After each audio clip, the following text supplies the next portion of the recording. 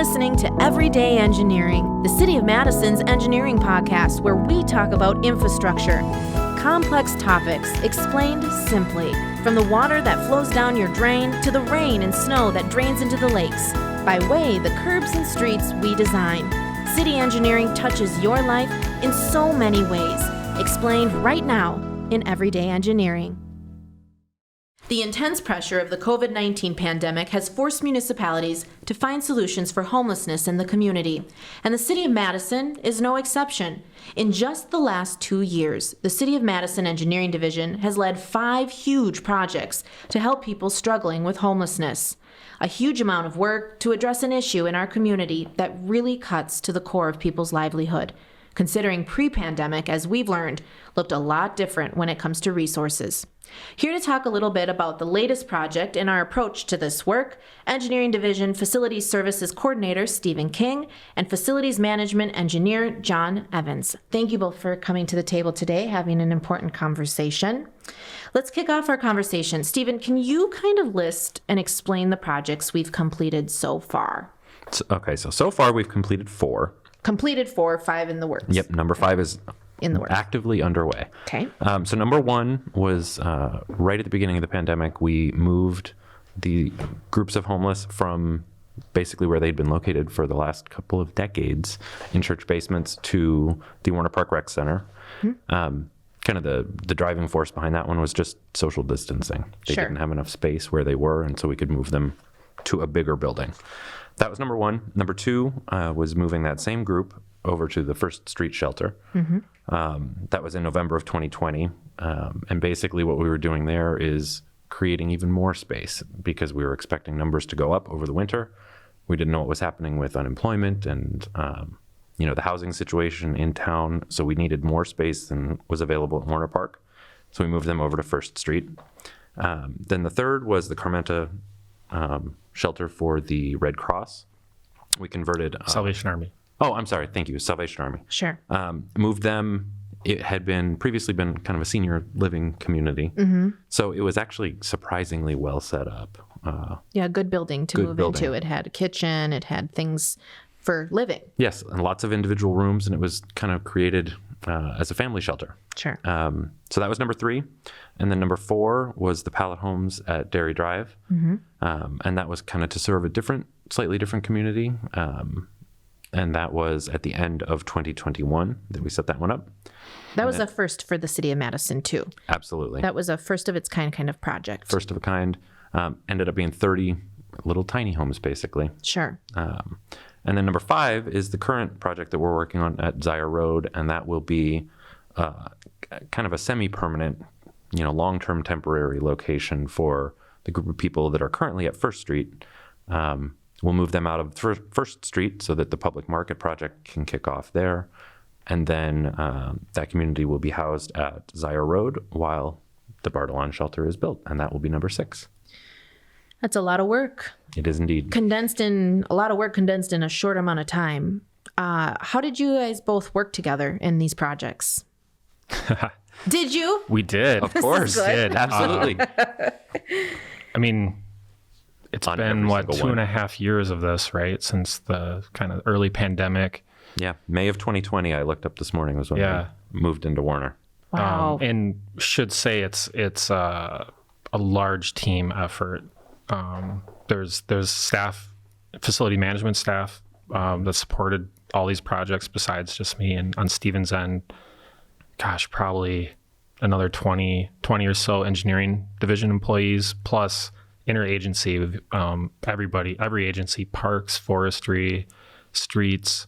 I know I'm forgetting people. Purchasing. But purchasing, we couldn't have done it without purchasing and their cooperation. What is purchasing for anyone who doesn't know what that is? It sounds very obvious, like purchasing things, but what's so important about purchasing for people who don't know what that does? Well, there's lots of rules and regulations that need to be followed on how the city buys things. Right. Okay. Right. We can't just throw a credit card at something and buy it. Sure. There's lots of rules and purchase something that's a very large ticket item, whether it's consulting services or like a physical product for a building, there's different rules depending on what you're doing. And they help us navigate that whole process and make sure we're following the rules. And, not getting the city in trouble, not getting ourselves in trouble with, purchasing something that we shouldn't be purchasing a certain way. Sure. Interesting. That sounds like another podcast episode. Let's keep focused though. Like each of these projects, truly, I mean, it is amazing looking at, and I look at each of these names on my piece of paper in front of me, and it's like, I remember each one. I know each of you remember each one differently. Every one of these projects really has had its hurdles. Can you kind of share a little bit more about some of the challenges you've kind of overcome when planning each of the 5, or your involvement? You mentioned with the social distancing, bringing them to Warner Park, for the first one. But I feel like there's just been, I think, an overarching time crunch on all of this has been a huge hurdle. Yep, for sure. So the Carmenta shelter for women and family was sort of done in parallel to the Warner Park shelter. Early pandemic, we don't know what this thing is, how long it's going to happen. There wasn't a vaccine early on when we were developing these projects and figuring it out. So yeah, there was a lot of unknown. And the nice thing about the early projects and going to these later projects is you can learn as you go, right? Yes. So we would not do what we did at Warner Park exactly that way again if we had it to do over, and same with First Street and same with Zeier. We've learned things as we've gone, and I think Zeier it's serving primarily homeless men. It's serving that, all 3 of those projects are serving that population.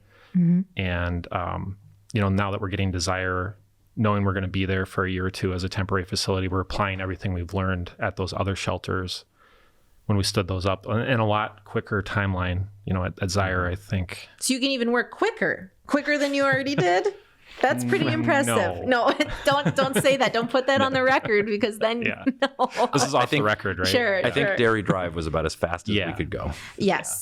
Yes. But I think John's right, is that timelines is one of the things that we have gotten better at. With Zeier in particular, we kind of saw it coming and jumped on the design and brainstorming process earlier than perhaps we would have on the last few of them.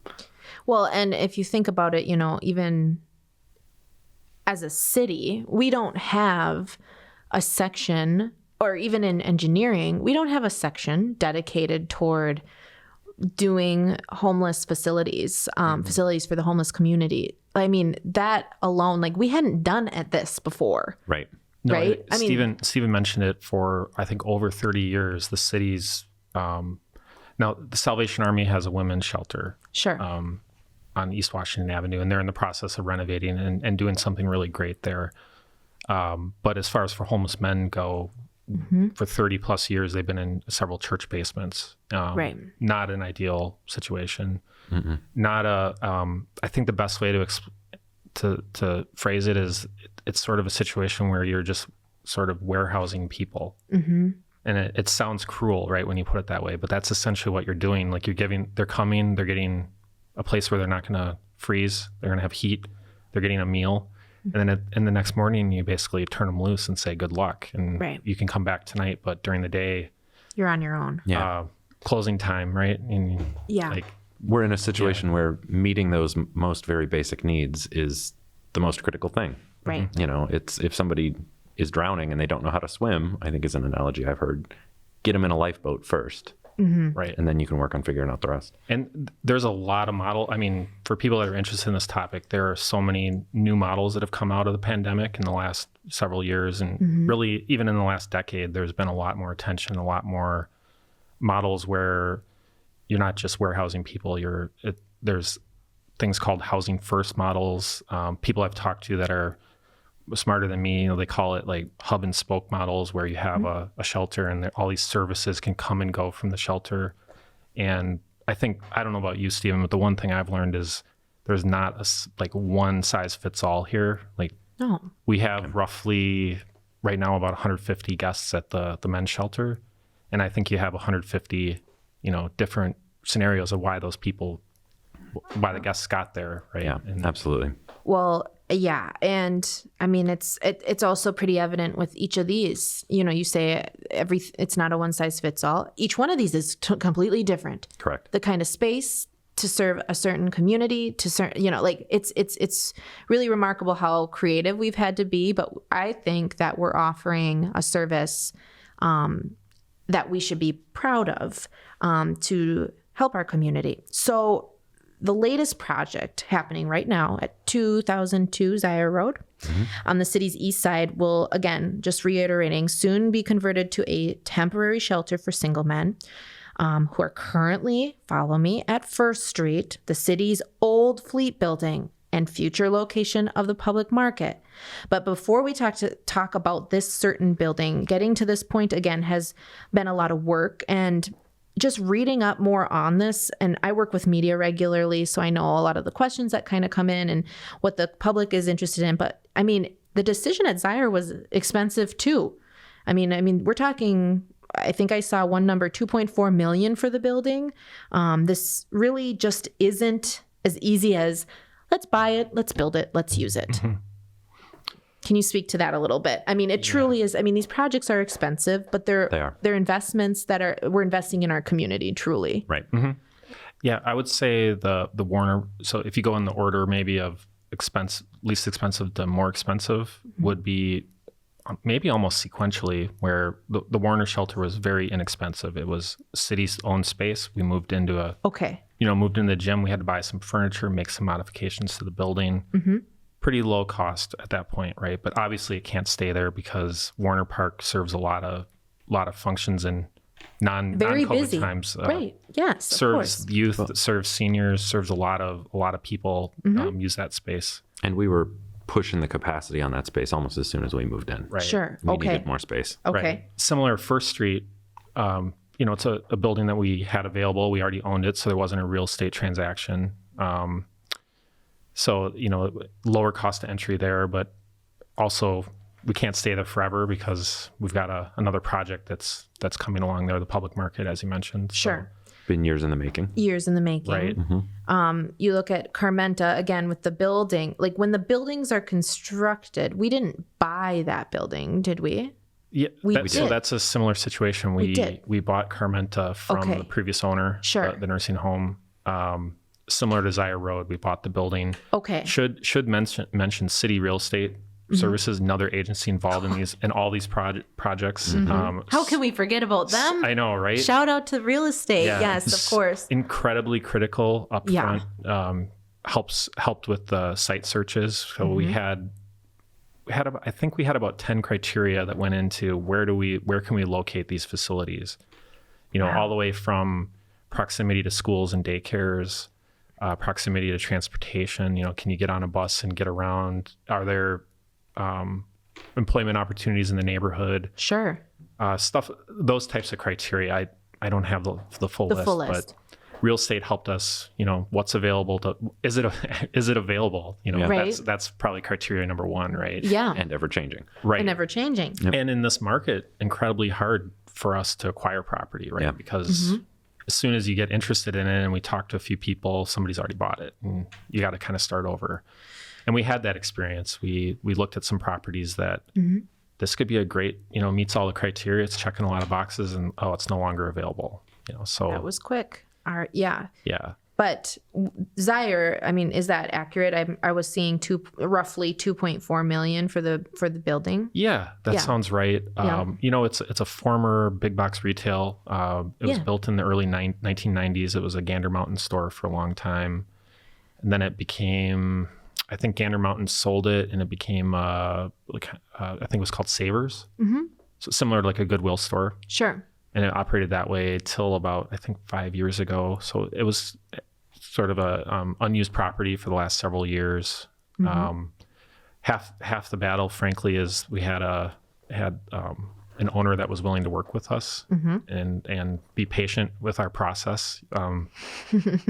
So patience, that's an important thing. Shout out to patience in this process. Indeed. Yeah, even though that's not an agency, maybe it's one that lives in all of us, hopefully, this process. And it's some more than others. Yeah. It's probably it's not the most ideal location. If you had your choice of properties in the city, you probably wouldn't locate a homeless shelter there. But given all those criteria, it provided a lot of those criteria we're looking for. Zeier, For a while, it was actually going to be the permanent location.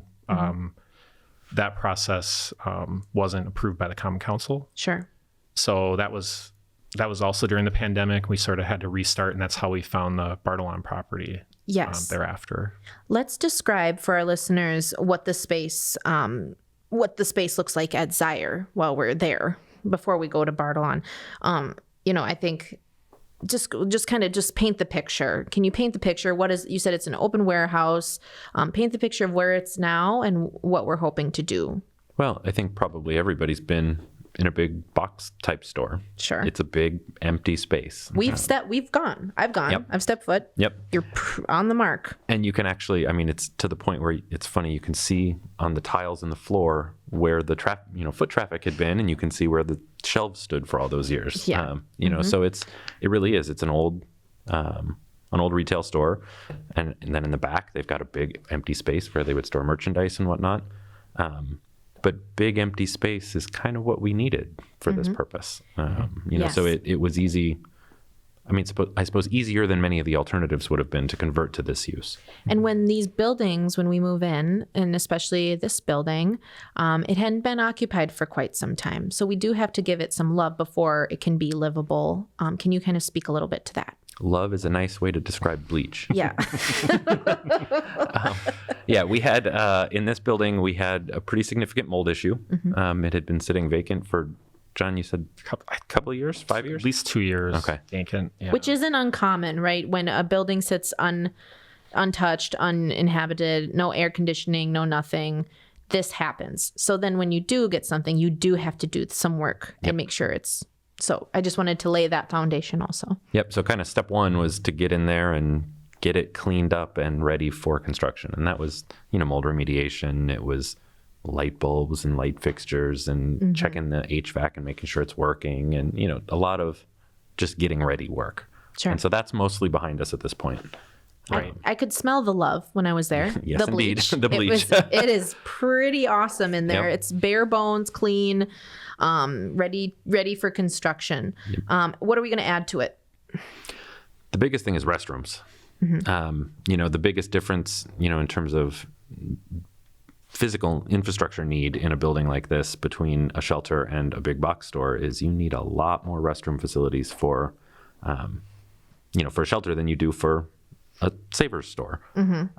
So that's the biggest thing, and that involves showers, it involves toilets, it involves, we're putting in ADA restrooms, we're putting in restrooms for isolation and quarantine areas. Sure. Something you wouldn't have really thought of pre-pandemic. Absolutely. Along those lines too, when we talk about the progression of the shelters, the Warner Park shelter was truly, this is an emergency. It needs to get done, and there are some, we'll call it code issues that we're going to say aren't important in this case. And we got folks to say, because of the need, we don't need to address these code issues, right? Sure. When we went to First Street, we did some things that were quote unquote temporary there because it's a temporary facility with respect to restrooms. Sure. In particular. You wouldn't do it if you were building a purpose-built brand new building. Then when we get to Zeier Road, everything we're doing is per code. Like there's building inspection, we submitted plans, they approved everything, just like you would do on any building project. So plumbing inspector was on site today. Oh, well, that's great. This just in. Yep. So even though it is a temporary facility for the use, everything we're doing, there's no temporary things that we're doing that aren't code compliant. Right. Sure. We only have a couple more minutes, so I only have a couple more questions. So Zeier, so we talked about where we've been, where we're at, and now where we're going. So Bartolon, 1902 Bartolon is the location of the future purpose-built permanent We're calling shelter? it shelter primarily for men. Okay. Is how what we're using. Okay, thank you. I need to know because every facility we've kind of named it in a certain way, and I want to be accurate. I guess briefly, and we probably will do other podcasts covering that. But why does that location and or when is that? Can you give an update on that? Yeah. So right now we're in the early design process. We're finalizing a selection for consultants, architects, engineers. We've done some site work over the last 6 months. The first thing we did was actually demolish the existing building on that site. The fire department actually did demolition by fire, is the technical term. They actually did some controlled burns and practice burns in the building for training. Sure. It was just, the building was kind of junky. It had been, the raccoons had kind of taken over. Sure. So couldn't survive. there was no salvageable stuff in the building. So it worked out pretty well from that perspective. It was an old restaurant, right? Yeah, it was a Restaurant sports bar, volleyball. A lot of people, when you talk about the site, they're like, oh, I used to play volleyball there. Sure. So the building wasn't, it didn't, even love couldn't have saved it. No, it was too far gone. I think they actually had a fire too, so part of it was fire damage. Sure. And so we've done some legwork on the site, surveys, kind of soil investigations, just to give to our consultants that are going to be doing the design work here shortly. Timeline-wise, you're probably looking at a year of design, which is there's going to be a very robust public engagement process. Our website for the project will definitely let folks, clue folks in on when and where they can participate. Following that, it would be about a year of construction as well. Okay.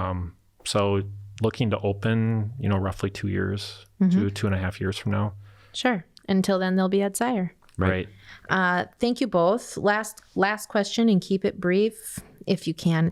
It's a purposeful question. What does this work mean to you when you approach this process? What sort of work?